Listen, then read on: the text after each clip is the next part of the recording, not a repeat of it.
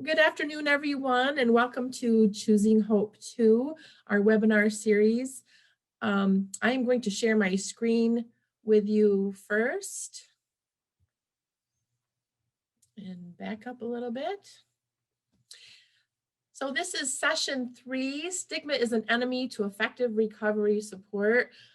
Before we get going, just a few things to note. We do have our chat box, and Erin, our guest today, is very much into answering questions and engaging with the audience. So please leave your questions and comments in the chat, and I'll be vigilant in watching it to make sure that all of your questions get answered. We do have an evaluation after the session, so you can check that out. That will be in your follow-up email as well. If you have any questions for me or for Erin, you can contact me at r-ahec.org.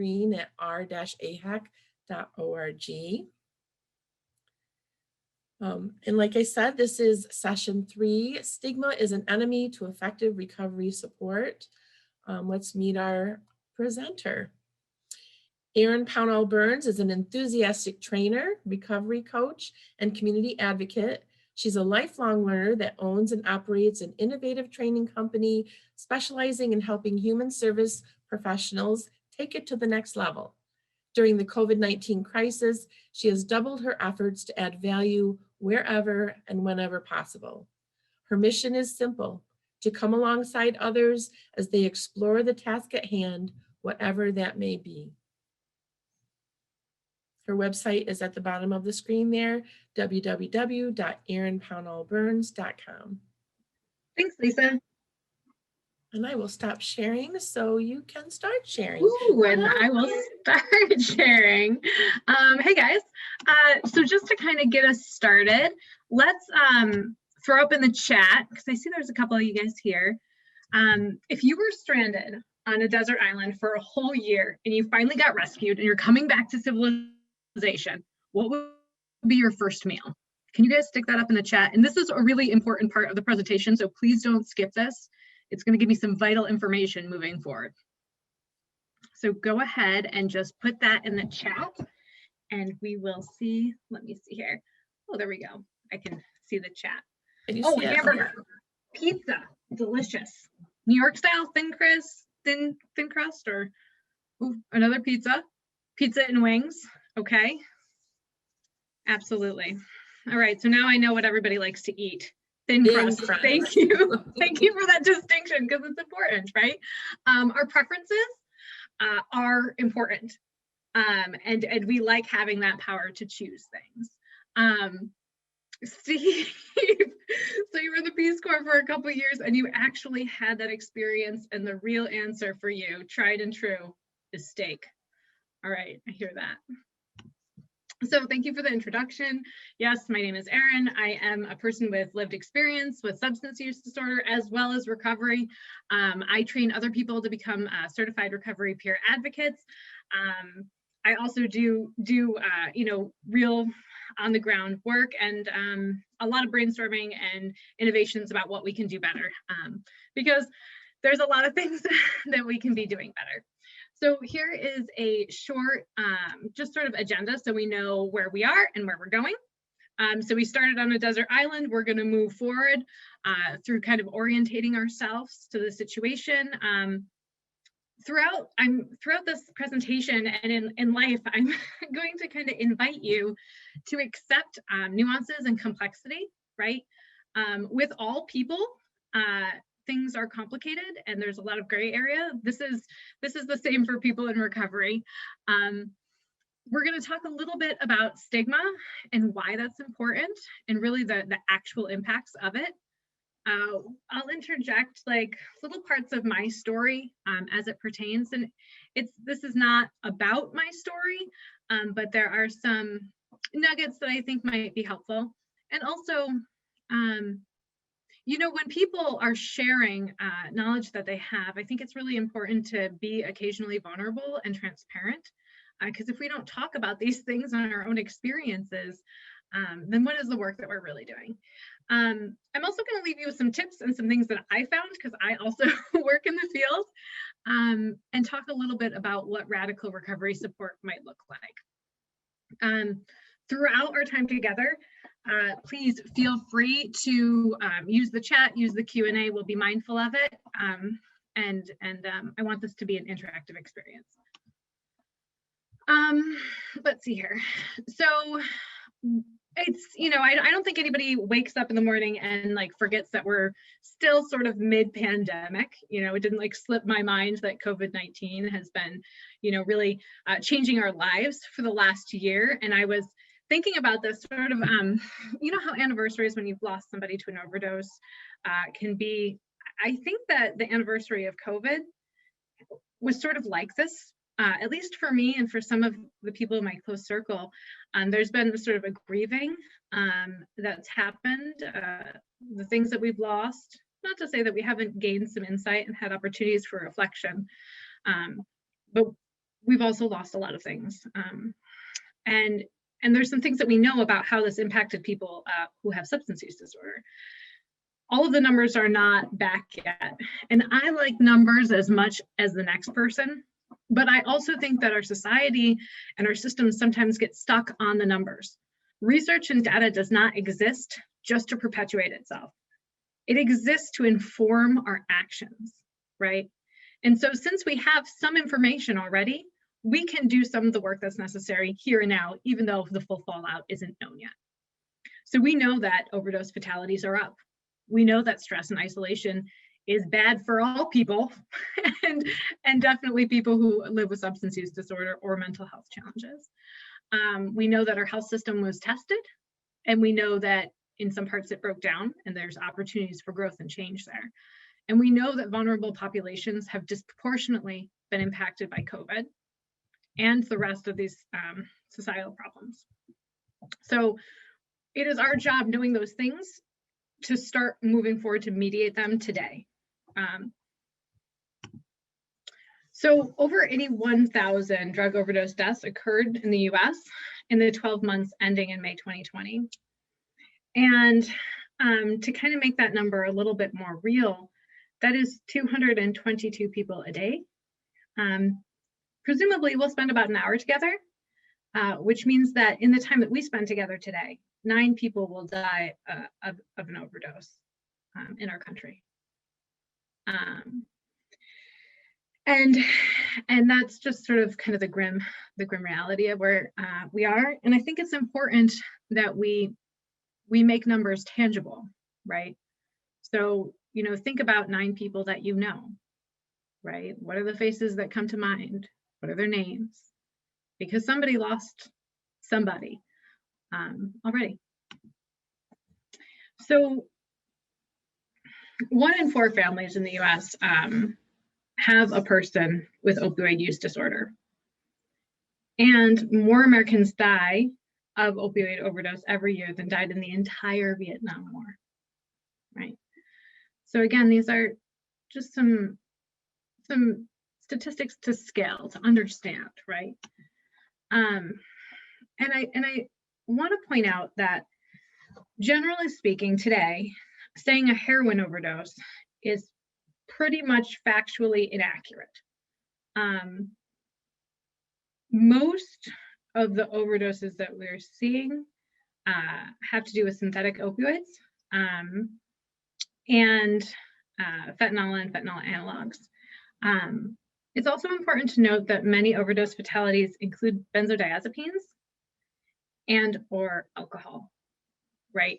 So when we're talking to our clients, when we're talking to our loved ones, it's important to ask those questions, right? Especially since benzodiazepines can be, you know, either procured on the street or procured from your doctor, right, as an anti-anxiety medication, right? So we have to be having these complex conversations so that we can really understand the risks. And I think that when we say heroin overdose, not only is it inaccurate, but it feeds into this idea that people who OD are generally people who are, you know, like living on the streets or experiencing, are homeless or, you know, having all of these other problems, when that's not the whole picture, and that sort of thought process can create a more dangerous situation for society. So I do want to also note that people with opioid use disorder, or OUD, are not the only vulnerable group that is harmed by stigma or by the pandemic. Addiction is wider, broader, deeper than just opioids. We generally talk about opioids because of their capacity to be immediately fatal, okay? So I think that's really important. 1 in 7 people in the US will face problems with an addiction of some sort, okay? And again, I like to think of, do I love 7 people? Are there 7 people who I care about, right? And think about those 7 folks. Okay, chat, I did promise that this was going to be slightly interactive, and that was sort of glum. And I think that a measure of that is necessary, right? We're in a spot, you know, and there's no getting around that. We have to be honest about the problem if we're going to work towards a solution set for the problem. But it's not all gloom and doom, okay? So question for you guys, has anybody ever read The Scarlet Letter? Did your high school make you do that? Put it in the chat, let me know, because it will inform me. Oh, let's see here, chat. I gotta pull it up, I'm sorry. There we go. No, yes, no. Josie says no, Don says yes. Okay, so let me give you a little bit of background. Before we do, let's define stigma. According to the dictionary, I'm pretty cut and dry, but it's a mark of shame or discredit, okay? So in the Scarlet Letter, what happens is, this is during Puritan times, and this lady named Hester arrives in Salem without her husband, and it's presumed that he's dead. She gets pregnant out of wedlock, a big hairy deal back then, okay? Really bad. And she won't say who the father is. Because she's unmarried, and we're talking about Puritans, people are freaking out, and they brand her as an adulterer. And they mandate that she embroider a big A on whatever she is wearing and wear that around. Now this doesn't seem like that terrible of a punishment, because some of the Puritans actually want to execute her for this transgression. So that's kind of the back. So I want you to think about that as the stigma, right? She was branded. It's a mark of discredit or shame. Separate from that, stigma was the impact of it. So Hester was a seamstress, but no one would go get their clothes augmented by her, right? So her business fails. Her husband actually resurfaces. He had been abducted by Native Americans, and he doesn't disclose his relationship to her because of kind of what's happened, right?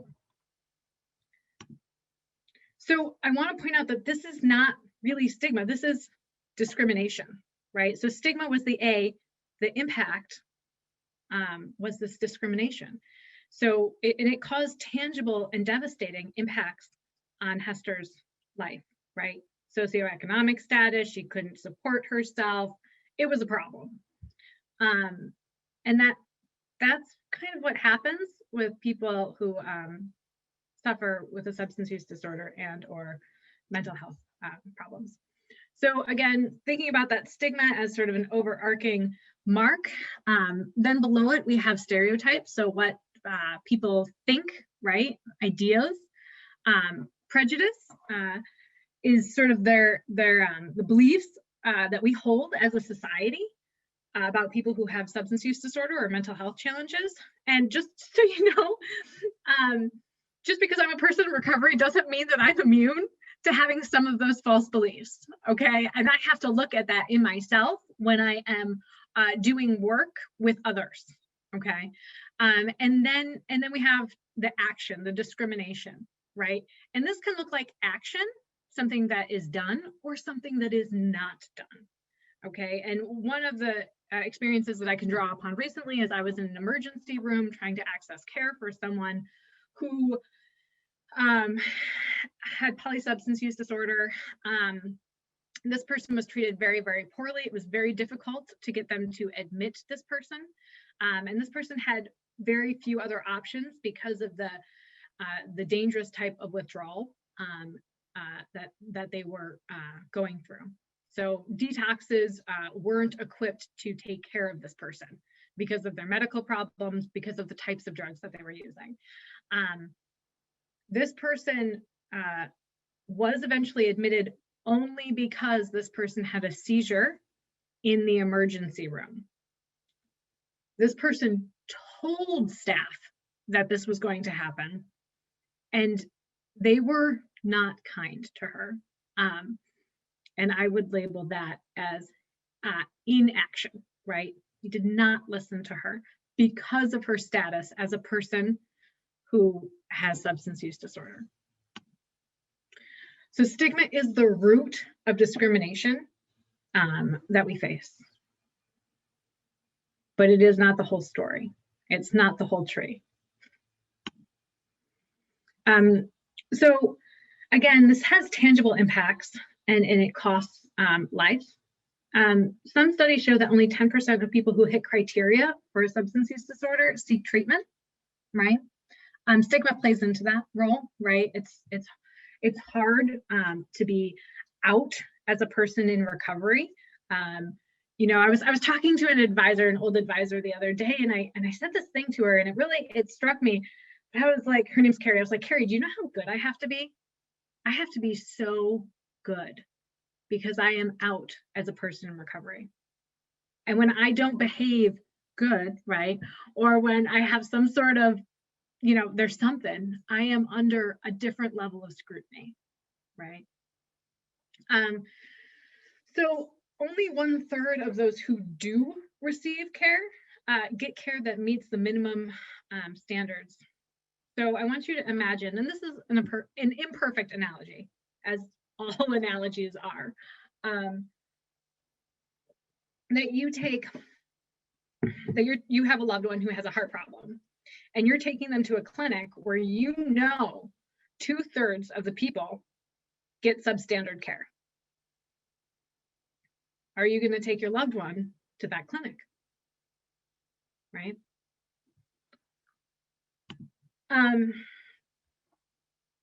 We're going to change course just a little bit because we've been talking about sort of the emotional side and the heartache and the human life, right?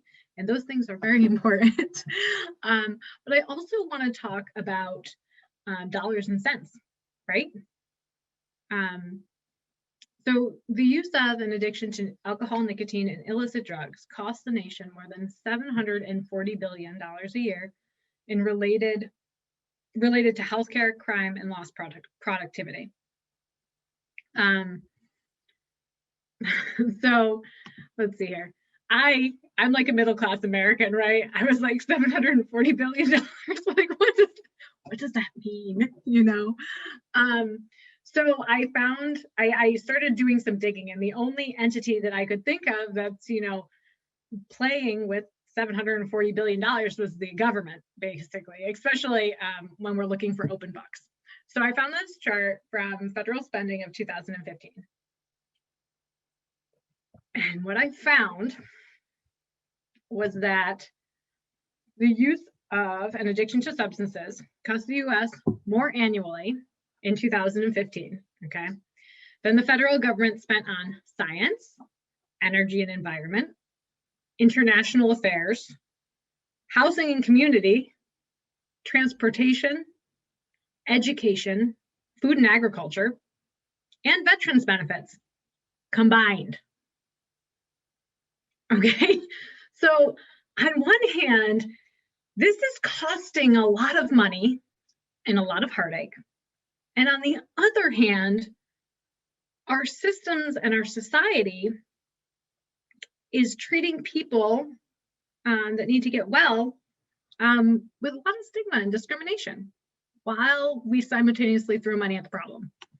It's really conflicted. So this is Dr. Vivek Murthy. He was Surgeon General in 2013 to 2017. He was nominated again by the Biden admin, and I'm not sure if he accepted or not.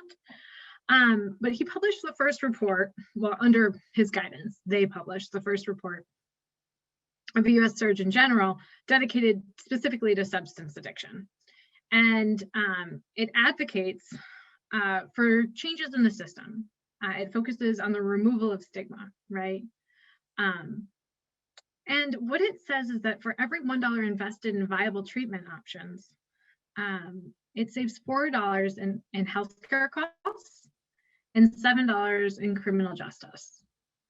So in other words, for every $1 we spend, we could save $11.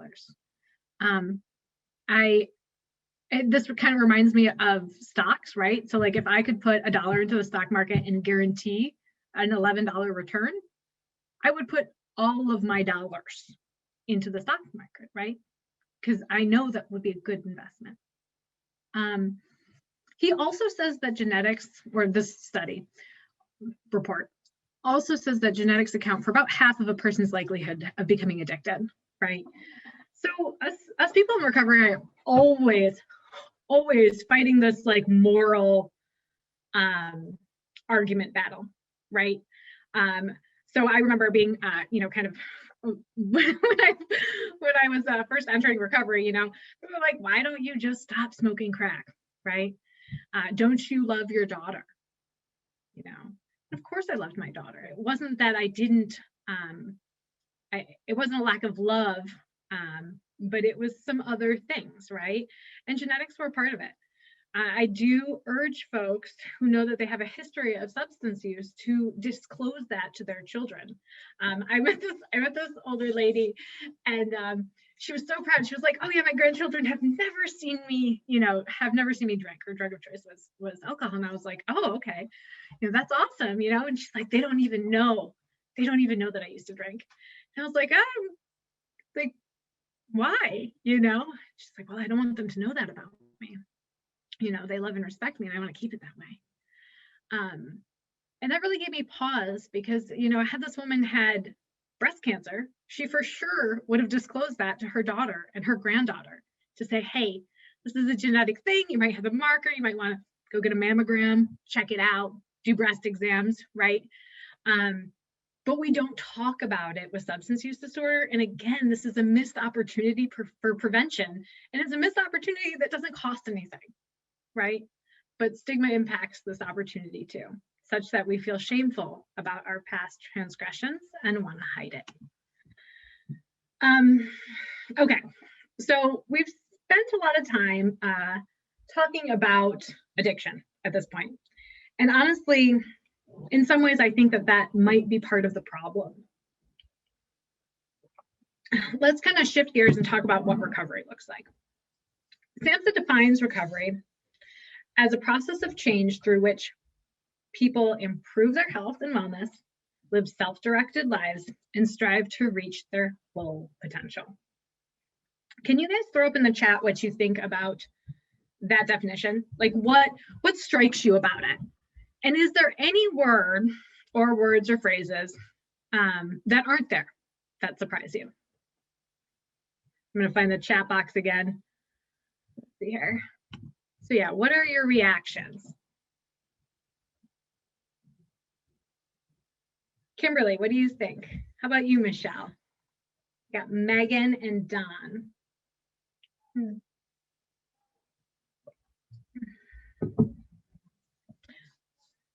Self-directed sticks out to you, right? What does self-directed really mean, right? How can somebody live a self-directed life if we're not giving them any options, right? I think that's a really important one too. Oftentimes, Lisa, yes, it doesn't say that there's a cure, right? I think oftentimes with people who are in recovery, we tell them we obsess about the things that they can't do. And we'll talk a little bit about that in my own story. And it wasn't very helpful. The other thing that this definition doesn't say is abstinence. It doesn't mention substances of any kind. right? It's just a process of change where we can improve our health and wellness, live self-directed lives, and strive to reach our full potential. Which again, I don't think that this is very different for people who have not had problematic substance use, right? Megan, really good point. Reaching their full potential stands out because they don't often realize that they can do. Yeah, exactly. And I think that that's part of our jobs as people who, as recovery-oriented professionals, however that looks, right? And whatever system you work in, that is important to be a recovery-oriented professional. And that is part of our jobs, to help people see the things that they can do, right? Oh, that's so magic. Okay, so there are 4 major dimensions that support recovery. Again, this is from SAMHSA. So the first one, health, overcoming and managing symptoms and making informed healthy choices. Again, I think this is really human, right? This is something that we have to do as people. And I do want to point out, if you're some sort of provider, that initial experience with detox or maybe an emergency room, et cetera, it's often the front door to someone's recovery, or it can be, right? If we seize that opportunity. And I urge folks to treat the symptoms of withdrawal as you would with any other disease. So if Lisa comes into an emergency room or whatever, and she's broken her arm, right? I'm not going to tell her like, hey, it's just going to take time to heal, right? I'm going to treat her symptoms and also the problem, right? So home, having stable and safe housing, this is a really big component, right? There's a lot of work that's being done around the Housing First model. My day job right now is as a case manager in Rochester, helping people who are homeless, and basically hooking them up with low barrier housing. Purpose, meaningful daily activities and having independence, income, and resources to participate in society. Have you guys ever left your house without your wallet? Right? You can't do a lot. Can you imagine leaving your house without your wallet and then just leaving your car where it is? Leaving your ID in the car and just walking and trying to get all the things that you need to get done through that day with no resources, right? Small things become very, very difficult. And the last one, community, relationships and social networks that provide support, friendship, love, and hope. Again, all human things.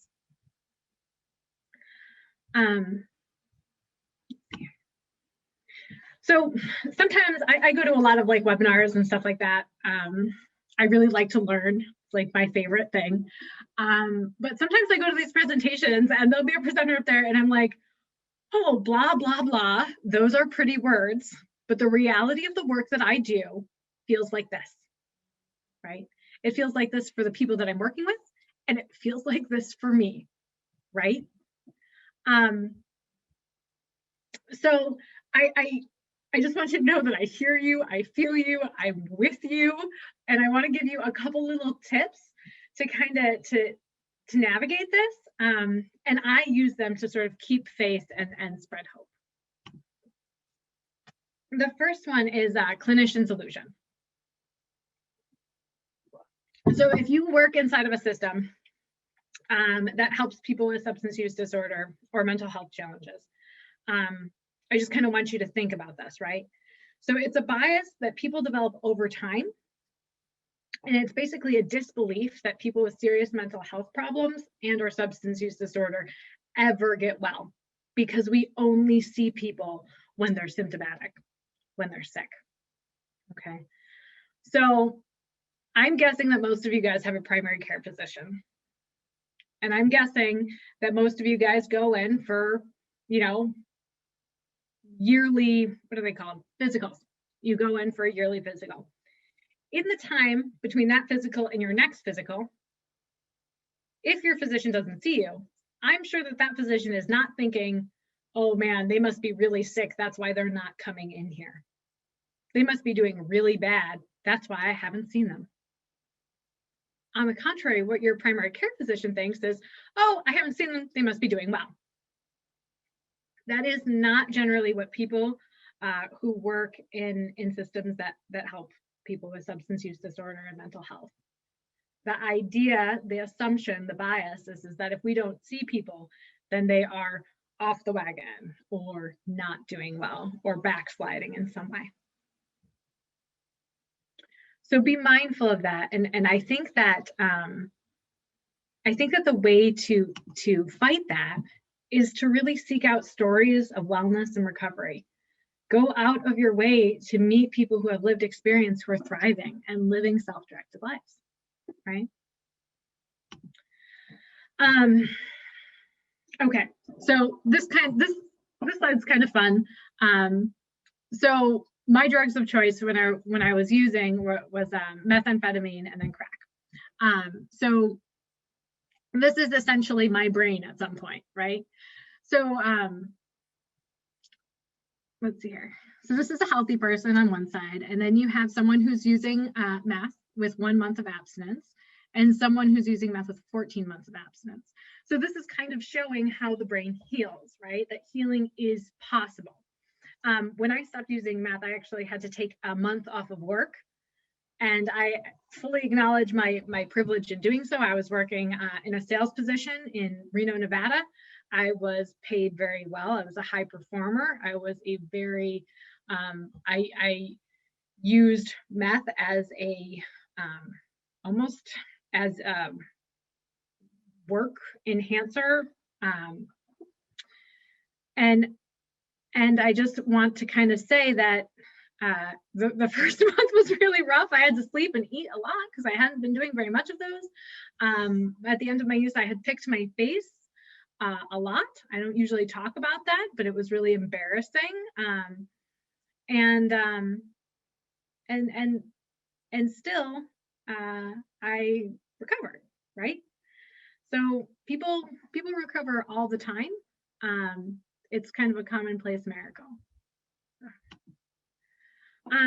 Tip number 2, don't look through everything through the lens of disability. So not every behavior is attributable to a substance use disorder or a mental health diagnosis, okay? So if somebody is feeling very productive, it's not necessarily because they have bipolar, right?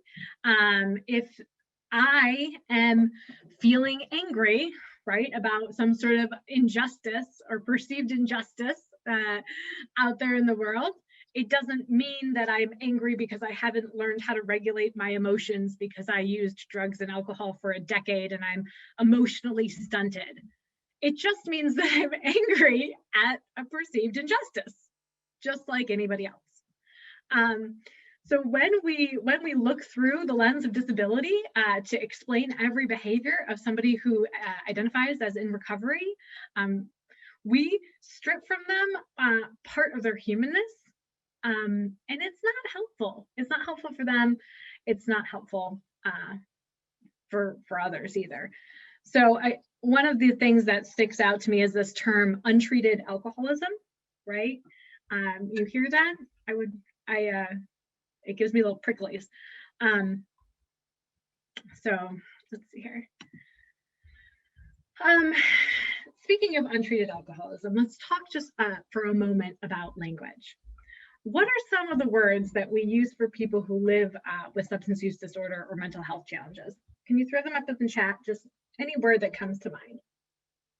I'm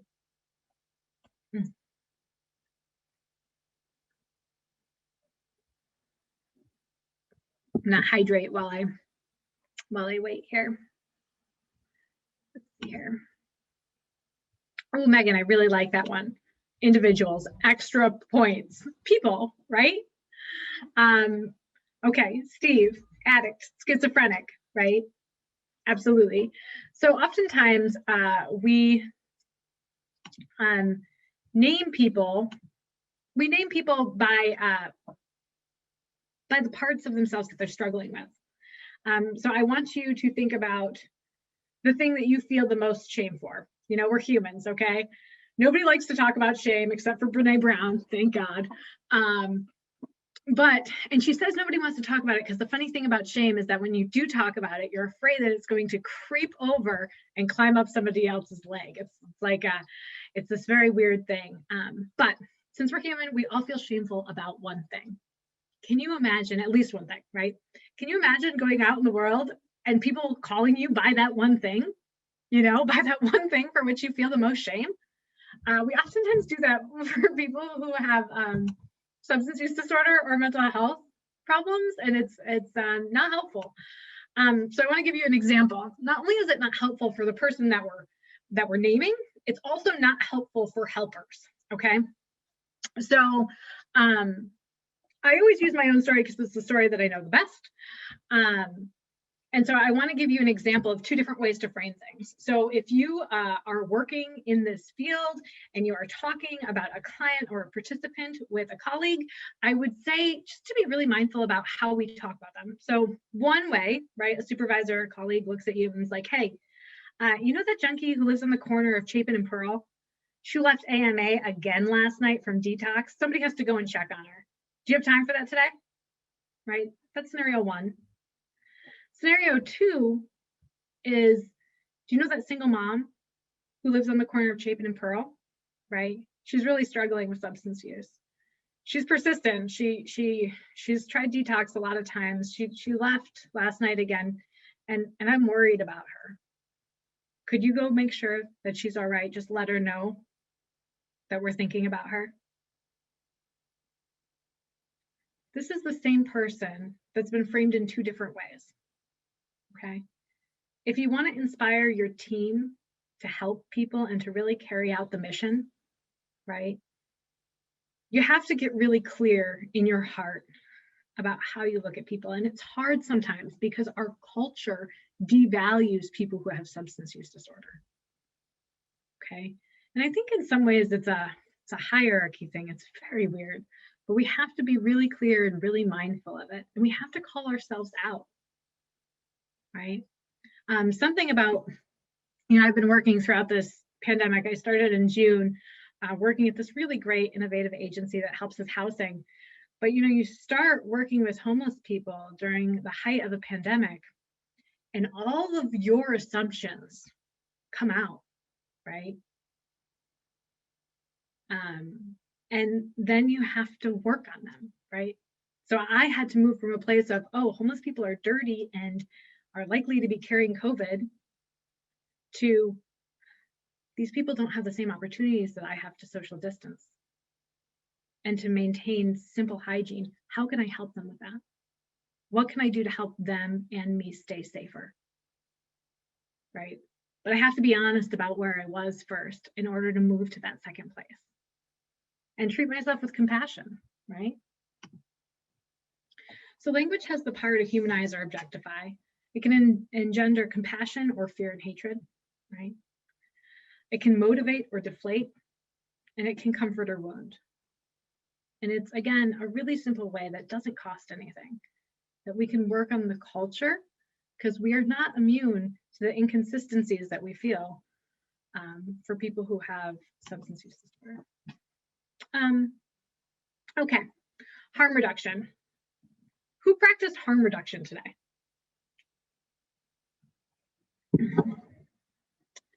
I sure hope everybody did, actually. So every time you go someplace and you put your seatbelt on, that's harm reduction. Every time you go out in public and you put a mask on to mediate the dangers that are inherent with living through a pandemic, that's harm reduction, okay? Harm reduction, it's a set of practical strategies and ideas aimed at reducing the negative consequences of X, Y, Z behavior, whatever that is, okay? So, and I want to point out that it's aimed at reducing the negative consequences. It is not aimed at eliminating the behavior, okay? So for example, seatbelts do not aim to end car crashes. That's not their point. They also don't aim to stop people from driving cars, right? What they aim to do is mediate the potential harm that comes from doing so. People who are in active use are doing risk-benefit analysis all of the time, right? Their judgment might look different than yours, but it is happening all of the time. And as we honor them in living self-directed lives, that's part of it. Some people from other countries or other cultures might be like, think that, I'm crazy for getting into a car and driving at 80 miles an hour because I'm late while I'm doing my makeup. But I've done the risk-benefit analysis and I've decided that that is okay for me. I don't really drive that fast. And my husband really hates it when I do my makeup while I'm driving.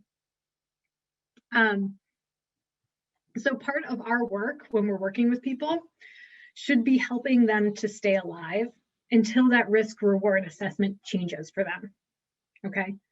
So this tip is about integrating harm reduction measures and ideology into your everyday activities, okay? It's not just about Narcan and safe injection sites and needle exchanges, although it is about those things. It's about more than that, right? Sometimes I talk to people about, okay, so like, what would it look like to use only with a friend, right? If you had fentanyl testing strips, would you use them? Do you know how, right? Having those kinds of conversations. Or even, if you're going to use, what would it be like to not drink while you use, right? Because we know that sometimes in combination, those things are more dangerous, right? So again, these are the dimensions that SAMHSA says support recovery. And I challenge you to imagine a treatment program that instead of focusing on pathology or the problem, sought to practically support people in these dimensions. How do we help them with their health? How do we help them with their house, right? How do we help them connect to purpose and create opportunities for them to connect to purpose, right? And how do we create opportunities for them to integrate into the community? And this stuff might feel really countercultural sometimes, okay? So speaking about countercultural, there's this guy named Carl Hart. He's a professor at Columbia, and he challenges us to question a lot of the assumptions that we hold about drugs. He says that drug abuse is a symptom, not a cause of societal ills, right? And also that drug policy has caused more harm and disproportionately to Black and Brown communities. Another little personal story. So I live in a predominantly white, suburban, middle-class area. During the end of my use, I had shared with you guys that I was smoking crack, and the person that I was buying crack from had this incredible story. He was a foster kid, and he had some legal problems early on, and he was had a violent crime, robbery. Nobody got hurt on his record, so it really prohibited him from getting a good job. He didn't have the same kind of opportunities that I had with education, and he took care of a whole bunch of kids, and it was actually super sweet. He took care of 5 kids, 2 of which were his, and he had broken up with their mother, but he still supported all 5 kids, right? And he did that by selling drugs. He also worked full-time as a janitor in our local hospital. Ironically, he didn't do any drugs. He sold them as an economic reality for him, right? And it's interesting because today I'm here with you guys, and he is in state prison doing 10 years because he was caught selling crack cocaine at the hospital. His brother, who I was also close with, his name was Johnny, and Johnny would ride his bike to a local waste management place, which was about 15 miles away. And while his brother was in prison, he was riding his bike to and fro, and it was really hot. It was a couple Augusts ago, and he got home, and he was struggling with abdominal pain, and their biological mother had come back into the picture, and they were taking care of her. She had a lot of mental health issues, and Johnny ended up dying. They think it was related to dehydration. They don't really know. While his mother was there, she didn't really know the difference. And so both of these stories are directly related to poverty. And I think that's a really important piece that I would be doing a disservice if I didn't mention. And I have here, I found it the other day. Johnny gave me this book of power questions: build relationships, win new business, and influence others. And so it was really helpful, and I hold on to it because it has informed a lot of the work that I do and really set me along a path to first become a certified recovery peer advocate, then to start training, and then I'm also a graduate student. So I told you this story because it relates to the work of Carl Hart. Carl Hart did some really amazing experiments, and I'm going to explain it to you very briefly. So basically, he took out an ad in a newspaper, and he offered $950 for participants. And what you had to do is you had to move to a hospital ward for a couple weeks, and you had to smoke pharmaceutical grade crack cocaine during your stay there. At the beginning of the day, they would blindfold you and give you a hit of crack, and you never knew how big the hit was going to be, right? Then during the day, you were offered other opportunities to smoke crack or an alternative. And the alternative was $5, either cash or in a voucher for a local restaurant. And you would get that money at the end of the experiment. It would be tacked onto that $950. And what they found was that participants who were given a small hit of crack or a small dose in the morning were more likely to take the alternative, the $5, than participants who got a large hit of crack, right? They did this also with meth as it grew more popular over the years, and they found similar rational decisions, right? And this rational decision of like, okay, if it's a big hit, I'll take the hit. If it's a small hit, I'll take the money, even though it's delayed gratification, right? So this rational decision-making process by people who hit criteria for substance use disorder sort of threw their ideas about people who smoke crack kind of on their head, right? Because a lot of times people who smoke crack are portrayed as, you know, all of the worst parts of addiction, right? As people who go through to any lengths to get that specific drug. And it is for sure a very powerful mind-altering substance. But the most interesting part is that when they replicated this experiment, but they increased the alternative to $20, almost all of the people, whether it was crack or meth, chose the alternative rather than the drug.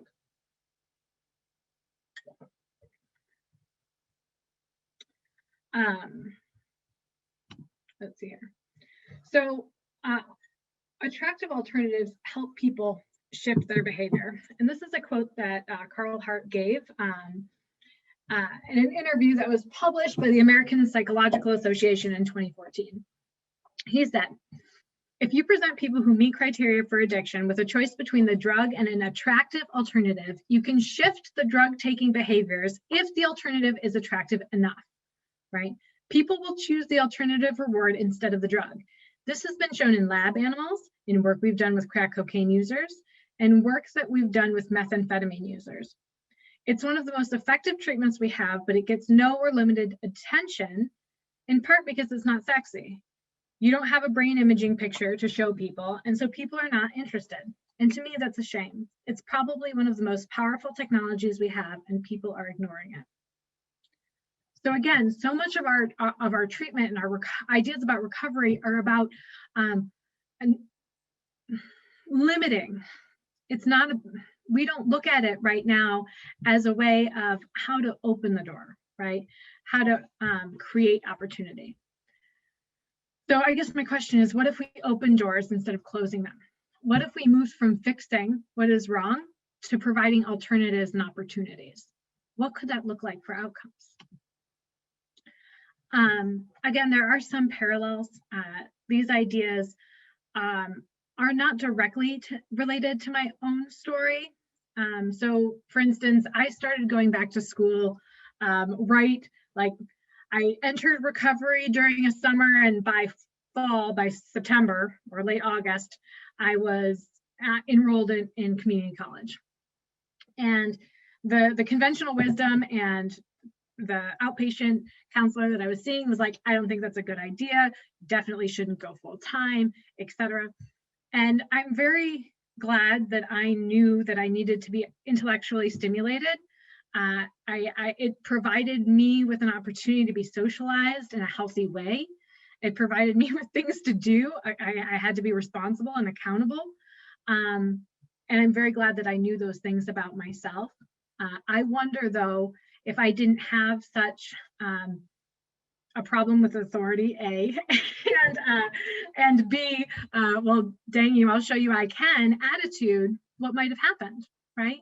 And how many people does that happen to? People that experience more self-doubt. The other thing, urine screens. So when I first went to treatment, I was self-referral, and it kept wanting me to pee in a cup. And I was like, no, I'm not gonna pee in a cup. I know if I've used, I'll tell you, I'm here because I want to get better. You know, I don't see how peeing in a cup in front of a person is going to help me feel better about myself. How about you pee in a cup and I'll watch? No? So in retrospect, and they almost didn't let me access treatment because I refused to take urine screens, even though I was a self-referral. I had to advocate for myself to get services there. And in retrospect, knowing what I know now, this was because of insurance and billing opportunities. This was not about supporting me and getting well. And I think that we have to get really clear about that, because I agree, no money, no mission, but we have to remember what the mission is. And we have to make sure that our actions are supporting the mission, not extracting the money. And I'm gonna close because I do want to have just a couple moments if you guys have any questions, but I will, sorry, it's hard to talk for an hour straight. I do want to leave you with this little tickler about a project that I'm working on. It's called Sugar and Snow. And the idea is to create a team to employ people who are in early recovery. And we're going to do a couple different things. My whole goal is to increase your self-esteem and self-efficacy. So self-efficacy is this belief that like you can get it done, right? And sometimes small wins help increase that belief. I also want to foster a sense of team belonging. Oftentimes people who are struggling with a substance use disorder don't feel like they belong anywhere. They don't have that. And then also increased community integration, right? So I want to model that from a company standpoint as well as an individual standpoint. So I've designed a program that's sort of the combination of a program and a job, and it involves snow cones. So I put out a survey for people who are in early recovery, and I asked like, hey, do you guys want to work? If you do, what do you need to be successful at that? What are you afraid of? What are you excited about? Right? And what they said is like, hey, we need flexible short shifts. We need recovery friendly leadership, right? They need a safe space. Again, very human. They wanted peer support, transportation, and ongoing training. So I designed a pilot program and we're going to launch in June. If you want some more information about that, please feel free to follow me on Facebook at Sugar Plus Snow. And questions?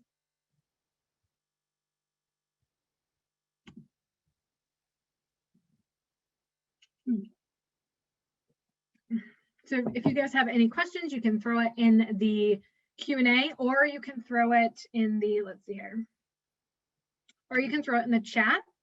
I'm profoundly grateful for your guys' time today. I know that Zoom can be arduous, and I am sure that you guys are on Zoom all day long, every day, as am I. So thank you so much for spending this time with me. Michelle, thank you. And over to you, Lisa.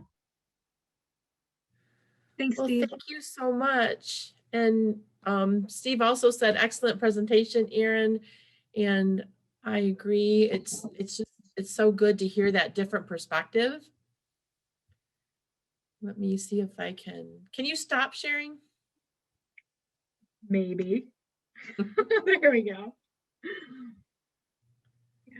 Yeah, so I'm still looking for questions if anyone has any.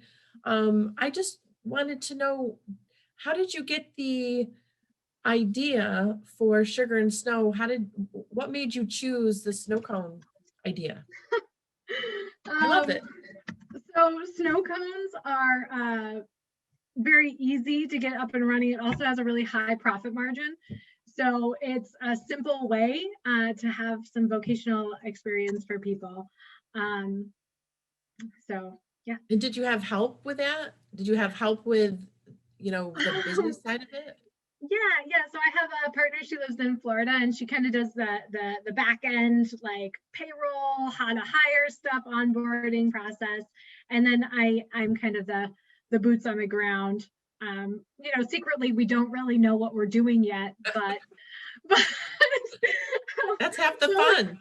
Yeah, but we're going to do it. We're going to spend the summer really practicing, because I think that we need innovative solutions and people who are willing to take some risks. And at the end of the day, I think that we're the ones that we've been waiting for. We get to make some changes. I don't have a website. Josie's asking, do you have a website for the program? And it looks like you put that in the chat. So Erin.Burns for recovery. So I don't have a website yet for Sugar and Snow, but I have a larger website for kind of the parent organization. It's conceptual still. We're just kind of working on it. Are you looking for people to help work shifts or someone to help with training? Yes. So I live in Canandaigua, New York. And let me just give you my Facebook. Follow. And I also train people to become certified recovery peer advocates at Peer to Peers is my business name. So, and I am the only Erin Pownall-Burns on Facebook.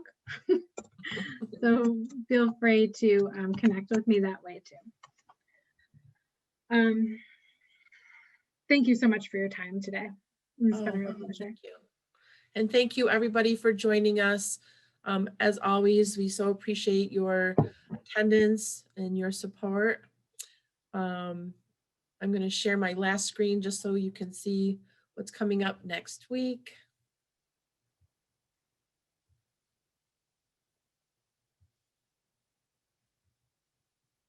So next week's topic is self-care and mental health. Oh, I have to minimize this. Self-care and mental health connections to addiction and recovery. My friend Catherine Cook-Catone will be here to present for us, and along with Erin, some of my favorite presenters. So please complete the evaluation page if you get a chance, and there will be a recording of this session by the end of this week on our website at r-ahec.org. And again, always you can connect with me and connect with Erin through me, or at any of those links that she gave you. My email, lgreen@r-ahec.org. And thank you so much for joining. Have a great week, everybody. Bye, guys.